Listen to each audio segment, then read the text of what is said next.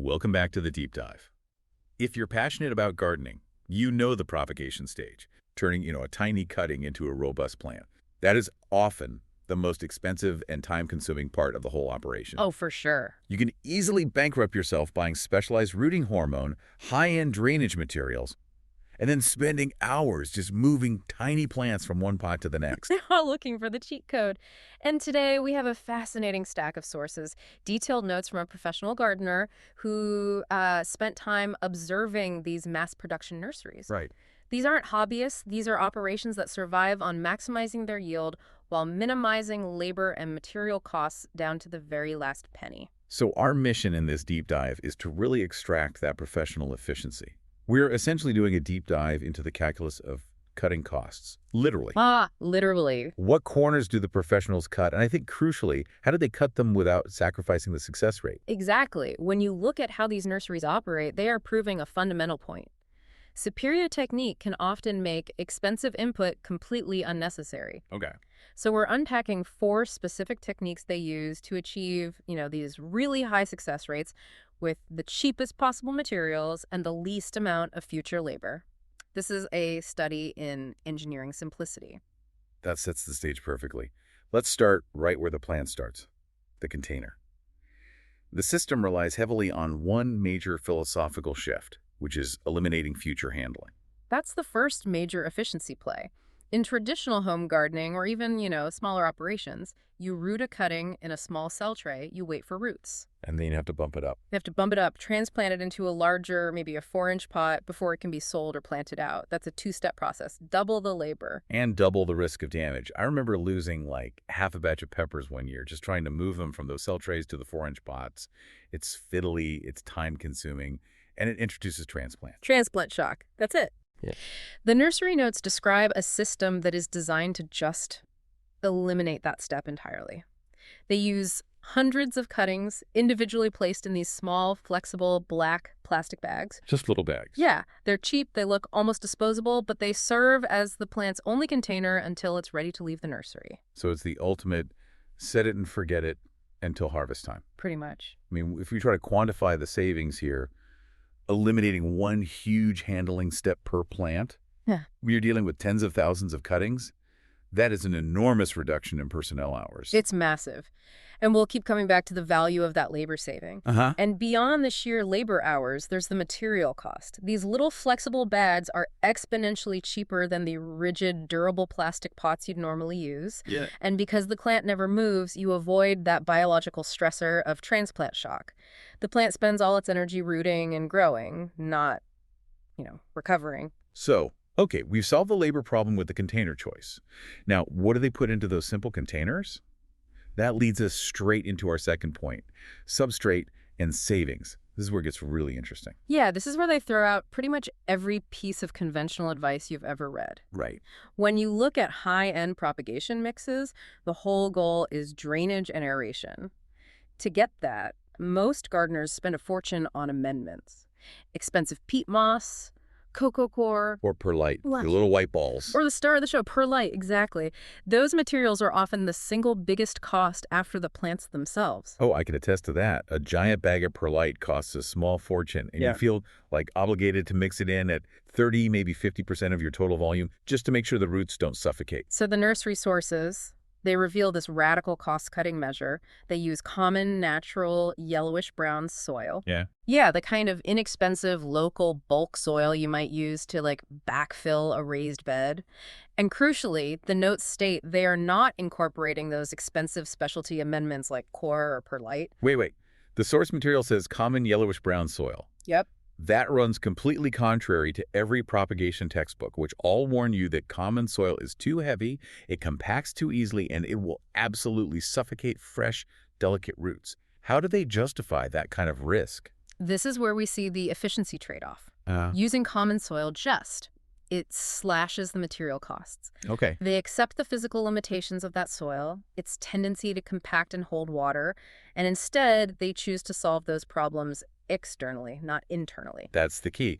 So they aren't trying to make the soil itself perpetually airy, which is expensive and labor-intensive to mix. Exactly. They're just focused on preventing the bad outcome of poor drainage. What's fascinating here is the proof that high-level technique can substitute for these pricey, specialized materials, which, it raises the critical question.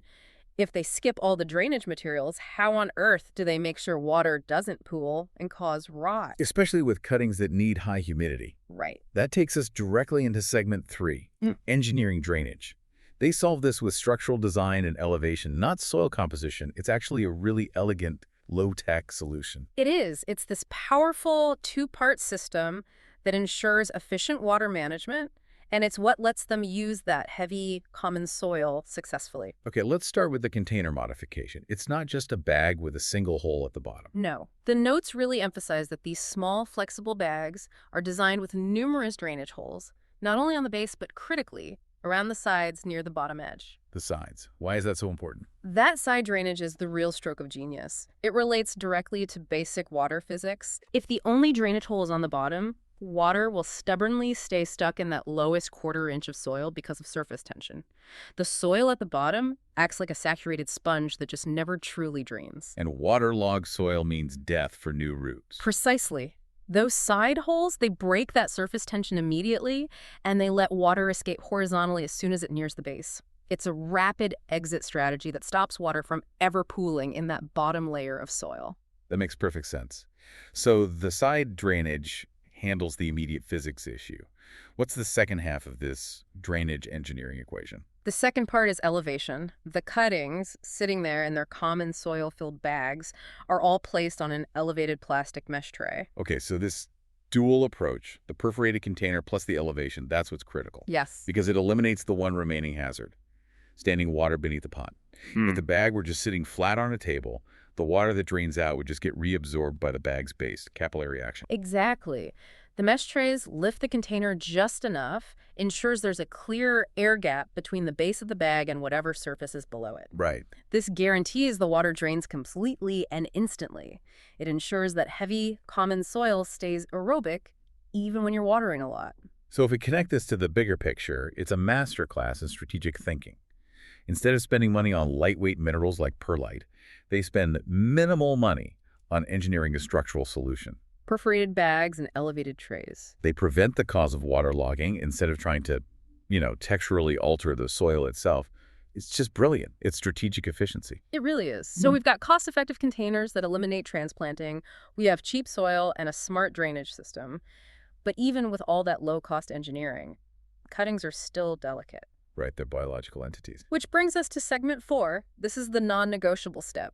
Microclimate mastery.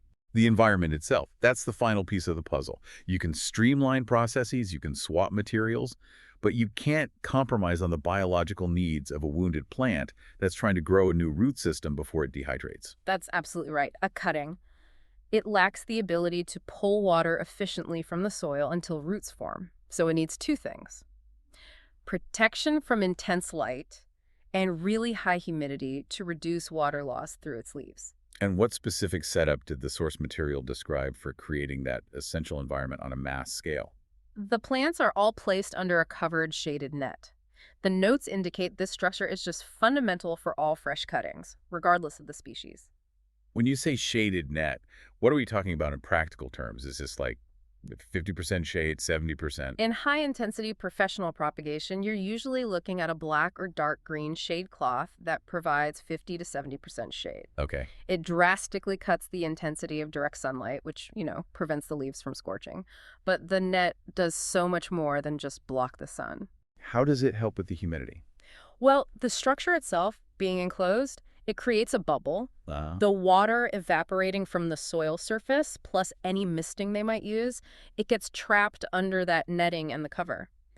This maintains the necessary high humidity, often approaching 80 or 90%. Wow. And that dramatically slows down water evaporation from the leaves. It gives the cutting the maximum amount of time to develop roots before it basically just dries out. It's an incubator. And it's fascinating how all these systems work together. The drainage engineering we just talked about, the side holes and the elevated trays, that becomes crucial here because that high humidity and moisture would absolutely swamp containers that were just sitting flat on the ground. Precisely. The system is a complete loop. The need for high humidity, segment 4, dictates the need for hyper-efficient drainage, segment 3. And that drainage system allows them to use cheap soil, from segment 2. And using the cheap soil makes that initial choice of a simple, non-transplanting container from segment 1 maximally efficient. So what does this all mean when we put the 4 steps together? You have cheap materials plus smart engineering, and you wrap it all in a controlled, shaded environment. And that equals professional success rates without the typical specialized material costs. Yeah, it's an optimization strategy focused on throughput and really minimizing friction. It's the ultimate efficient system for cost-effective propagation, and the lessons apply just as well to a small backyard operation as they do to a massive nursery. Okay, let's synthesize these takeaways for you before we send you off. We've learned 4 core principles from these nursery notes, all focused on reducing cost and maximizing output while minimizing handling. First, rethink your containers.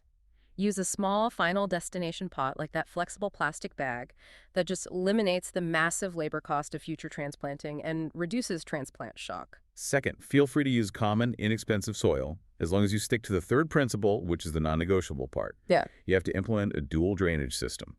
You're replacing expensive soil amendments with smart engineering. That dual system being the combination of drainage holes on the sides and the bottom of your container, and then placing that on an elevated mesh tray to ensure instant, complete water escape. And that prevents that low-level saturation. Back to hack. And finally, the fourth principle, which provides the necessary biological support, providing that controlled microclimate using a covered shaded net, probably 50 to 70% shade, to keep the humidity high and the light gentle while the roots establish. These insights reveal that efficiency in gardening it's less about buying the perfect pricey product and more about strategically eliminating unnecessary friction and labor steps. The source material highlights the elimination of future handling transplanting as a core advantage. Which raises a crucial question for you to consider. In a professional nursery, the saving is clearly dominated by labor. Eliminating a paid worker's time is huge. But for the home gardener, you're providing your own labor for free. So, if technique eliminates the need for expensive materials and eliminates major labor steps like transplanting, which cost is the biggest area for meaningful savings in your own practice?